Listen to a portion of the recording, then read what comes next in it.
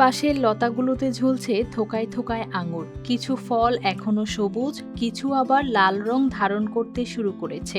চারপাশে পরিচর্যার ব্যস্ততা। এই দৃশ্য এখন চাঁপাইনবাবগঞ্জ সদর উপজেলার ঠাকুরপলসা এলাকার। আমের জন্য পরিচিত এই জেলায় এবার নতুন করে আলোচনায় এসেছে বিদেশি লাল আঙুরের চাষ। নতুন কিছু করার ভাবনা থেকে 2 বিঘা জমিতে বাইকুনুর রেড মাস্কাট জাতের আঙুরের আবাদ শুরু করেন উদ্যোক্তা বুলবুল আলম। নিয়মিত পরিচর্যায় প্রথম বছরেই মিলেছে ভালো ফলন। বাগান দেখতে প্রতিদিনই বিভিন্ন এলাকা থেকে আসছেন মানুষ। বুলবুল আলমের এই সফলতা দেখে অনেক কৃষক এখন আঙুর চাষে আগ্রহ দেখাচ্ছেন। আমি আঙুর বাগান করতে এসেছি এখানে বর্তমানে।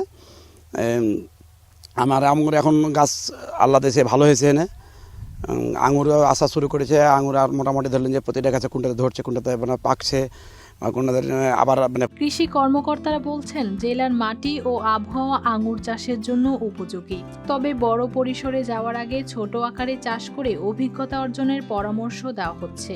এই বুলবুল আহমেদের যে অভিজ্ঞতা, এই অভিজ্ঞতাটা কাজে লাগিয়ে অন্যান্য কৃষকরা এখান থেকে সফলতা পাবে বলে আশা রাখছি।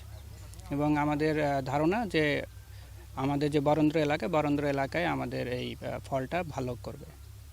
যে সঠিক পরিচর্যা, সঠিক জাত এবং সঠিক সময় যদি করা যায় তাহলে অবশ্যই আঙ্গুর চাষি যারা তারা সফল। জেলা কৃষি সম্প্রসারণ অধিদপ্তর জানিয়েছে সফল জাতগুলোর চাষ বাড়াতে কৃষকদের নিয়মিত পরামর্শ সহায়তা দেওয়া হচ্ছে। আমাদের এখানে ব্যক্তিগতভাবে আমি বলবো যে আমাদের কৃষি সম্প্রসারণ দপ্তরের যে প্রকল্পগুলোতে এই ধরনের সুযোগ সুবিধাগুলো আছে আমরা সার্বক্ষণিকভাবে কৃষকদেরকে সেই সুযোগ সুবিধাগুলো দিয়ে যাব।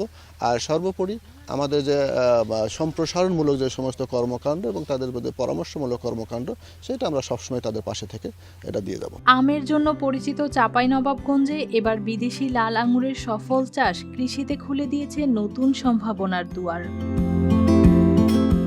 News desk, RTV।